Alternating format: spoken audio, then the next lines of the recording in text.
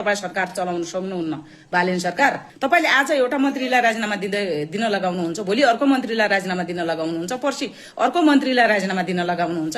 यसरी तपाईँ सरकार चलाउने हो? कुन दिन तपाईँ आफै राजीनामा दिनुहुन्छ? अब भ्रष्ट मान्छेहरूले, भ्रष्ट पार्टीका दलालहरूले, भ्रष्ट मान्छेहरूले आफू खान पाएन, आफूले जितेन, हामीलाई जनताले भोट दिएन र जिताएन भन्ने रिसले तपाईहरुको सरकार असफल पार्नको निमित्त तपाईलाई हरेक आरोप लगाउलान्। तपाईहरुले यस्ता कुरा बुझ्नु पर्दैन। आवाज उठाउने बित्तिकै तपाईले राजीनामा दिन लाउने हो भने तपाईले सबैले राजीनामा दिनुपर्ने हुन्छ। सुदुन गुरुङको राजीनामा दिएर तपाईले गल्ती गर्नु भएको। सुदुन गुरुङको गल्ती जनताले देखेको छैन, जनताले गल्ती गर्यो भनेको छैन। सुदुन गुरुङलाई राजीनामा माग्ने भनेका नितान्त कसैले व्यक्तिगत बनाएर खिलाइपिलाइ बनाएर पठाएका व्यक्ति हुन्। उनी व्यक्ति त भोलि जे पनि भन्छन् बाबा।